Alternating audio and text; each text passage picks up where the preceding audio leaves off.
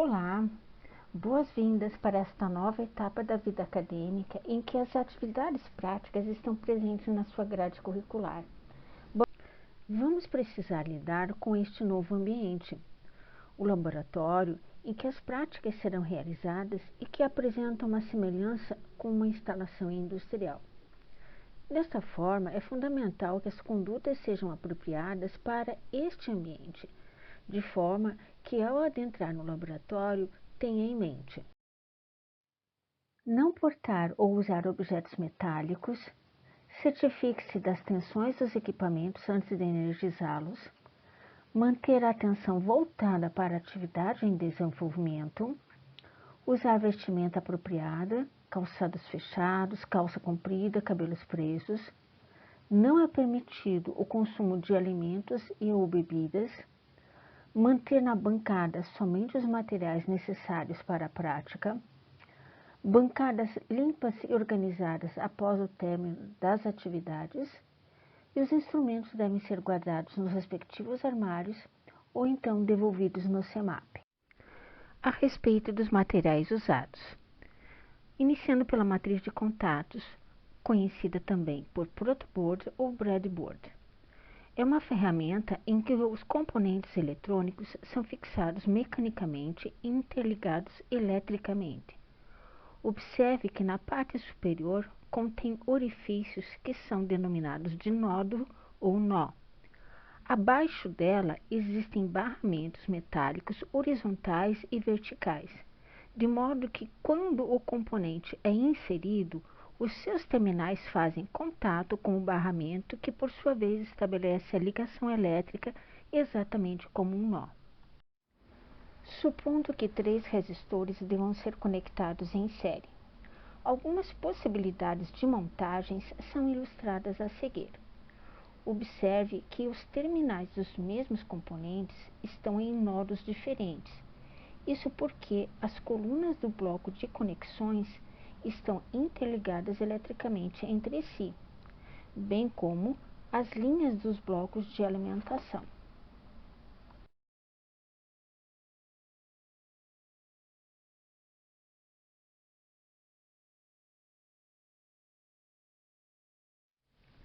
Nesse cenário, são 2 montagens em que os resistores estão em paralelo, iniciando pela parte superior da matriz de contatos. Os resistores ocupam apenas uma coluna do bloco das conexões e uma linha do bloco da alimentação. Logo abaixo, na segunda montagem, os resistores ocupam somente o bloco das conexões.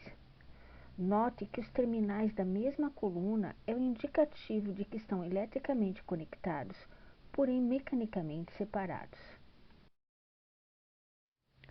Uma conexão mista contendo 5 resistores é realizada no exemplo da direita.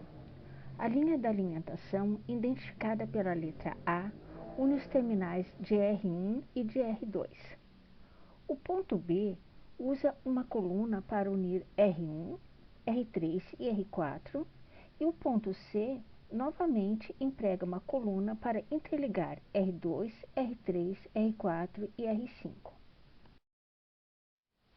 Pode acontecer que, à medida com que vamos incluindo componentes, a visualização do conjunto começa a embaralhar, e é neste momento que a atenção deve ser redobrada para não cometermos erros nas ligações. Acompanhe o diagrama do circuito que deve ser montado e o que foi efetivamente montado. R1 está posicionado na mesma linha de alimentação, ou seja, no mesmo nodo, portanto, curto-circuitado. Os terminais de R2 estão em nodos que não possuem conexão com outros terminais. R3 e R4 estão em nodos adjacentes, enquanto que deveriam estar em nodos da mesma coluna.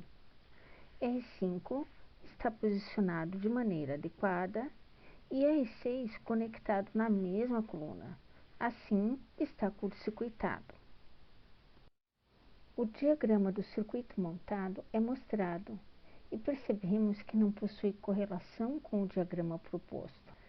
Então, procedemos às alterações com as conexões refeitas de modo a reproduzir o circuito original.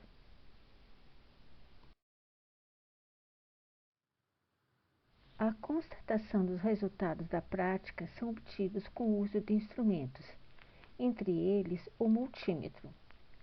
Inicialmente, o multímetro era denominado por VOM, de volt, ohm e miliampere, grandezas visualizadas pelo deslocamento do ponteiro sobre a escala, caracterizando assim o VOM analógico. O instrumento passou a multímetro porque realiza medidas de diversas grandezas, frequência, capacitância, temperatura, além das já medidas. Eventualmente, podemos nos deparar com o uso do acrônimo DDM, que é do inglês Digital Multimeter. Um diferencial importantíssimo na medida de uma tensão ou corrente variável é saber se o multímetro é True RMS ou não True RMS. O acrônimo RMS é Root Mean Square, que é o valor eficaz de uma grandeza. O seu significado indica a equivalência do trabalho realizado por uma grandeza elétrica variável e a mesma grandeza de natureza contínua pura, sendo calculada pela expressão indicada. Basicamente, o True RMS indica que mede o valor verdadeiro da tensão ou da corrente variável, independentemente da forma de onda da grandeza. Já o não True RMS mede corretamente somente se o formato da grandeza for senoidal. Portanto, a identificação desta característica é fundamental. E como saber se o multímetro é True RMS? Primeiro, consulte o manual de uso. E segundo, busque no painel frontal essa informação, True RMS. Com frequência nos deparamos com o mau funcionamento dos circuitos montados.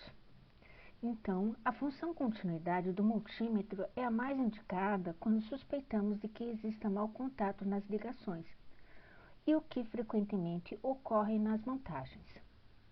Para usar esta função, posicione o seletor sobre o ícone de som. Veja se este ícone aparece no display e conecte os terminais no componente sob investigação. Se o instrumento bipar, é o indicativo de que está ok. Caso contrário, existirá uma grande chance de estar defeituoso.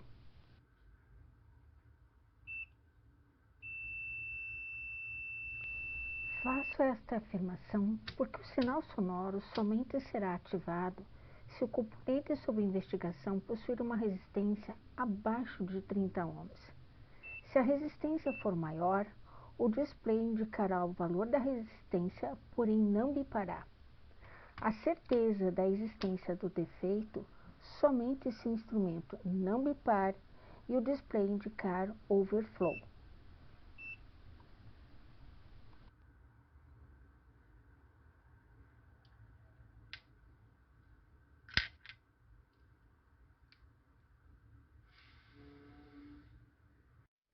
Para a medida da resistência elétrica, o circuito deve estar desligado. O seletor posicionado sobre a letra ômega e a confirmação no display.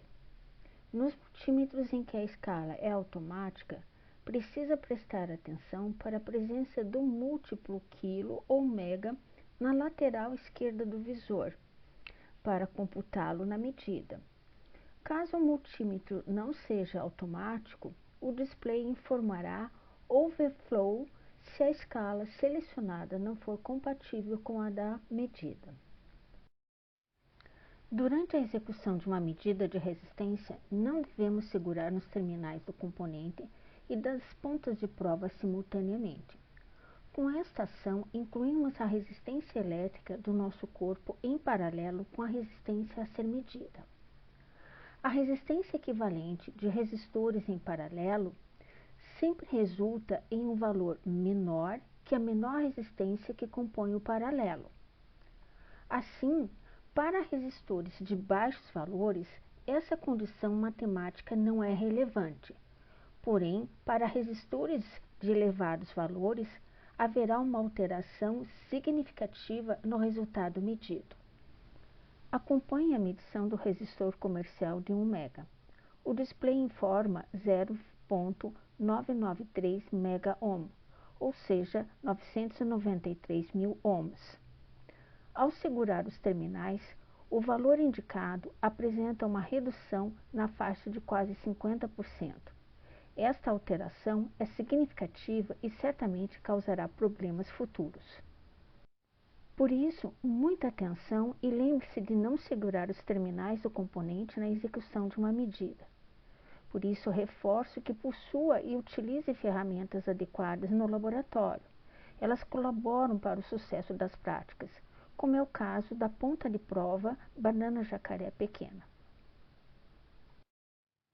A fonte de alimentação é o equipamento responsável pelo fornecimento do potencial necessário para que os circuitos montados sejam alimentados, e será utilizada em praticamente todas as práticas.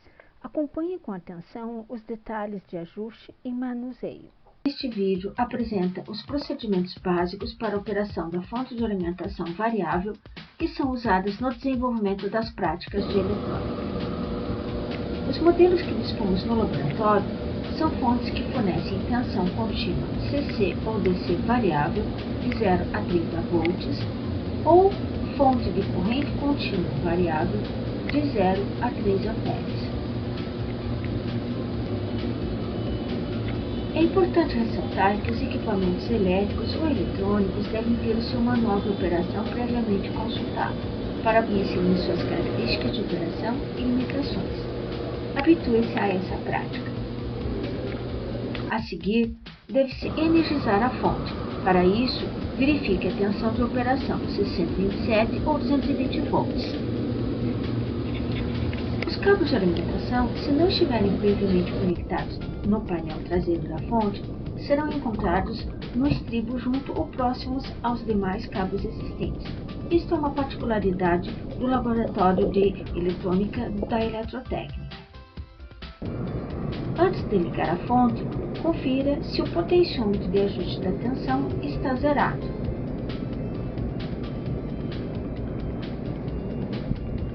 Ao ligar e variar a tensão, observará que a tensão máxima é ligeiramente superior a 30 volts, conforme pode ser visto no display.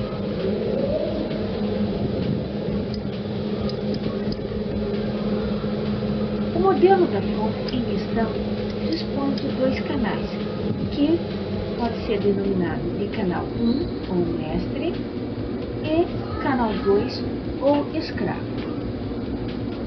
A seguir, são evidenciados os botões que ativam o modo de operação. A combinação deles facilita que a grandeza sob controle seja feita pelo knob do canal mestre quando no modo série ou paralelo. A existência desses 2 modos permite que a fonte possa ser usada para aplicações que usam até 60 volts, desde que conectadas em série, como está sendo ilustrado.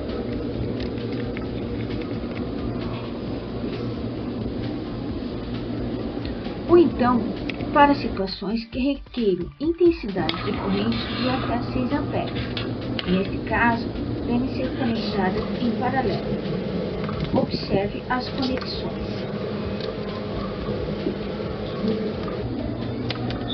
O modo independente serve para a maioria das aplicações, o que implica na operação individual de cada canal. Este modelo também disponibiliza uma fonte de tensão fixa contínua de 5 volts, utilizada na alimentação de circuitos digitais, que fica na parte inferior direita do painel frontal. Para a variação de tensão, temos que observar um detalhe de operação da fonte. Este cuidado está relacionado com o knob da corrente. Para a variação positiva da tensão, o knob da corrente deve estar a aproximadamente 1/3 do total da variação. Caso este knob esteja na posição inicial, a tensão não irá se comportar conforme o esperado. Observe.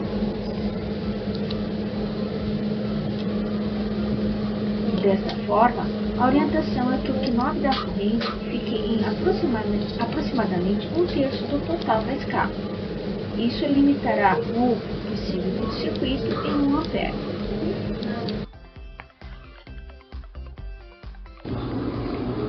Na sequência, vamos explicar como obter pequenas variações de tensão, como por exemplo de 0 em 0,1 V. Inicialmente, identifique o canal mestre da fonte. 2. Posicione o knob da corrente na posição inicial da escala, ou com uma pequena abertura. Conecte um voltímetro para fazer o monitoramento da tensão e varie lentamente o knob da tensão até obter o valor desejado ou próximo ao desejado. Cabe ressaltar que este ajuste exige uma certa destreza. Revendo os passos para pequenos ajustes. Primeiro, identifique o canal mestre da fonte sob uso. 2. Ajuste o knob da corrente na posição inicial ou com uma pequena abertura. Monitore a tensão de saída. E, finalmente, execute os pequenos ajustes. Era isso. Bora lá? Obrigada. Um abraço.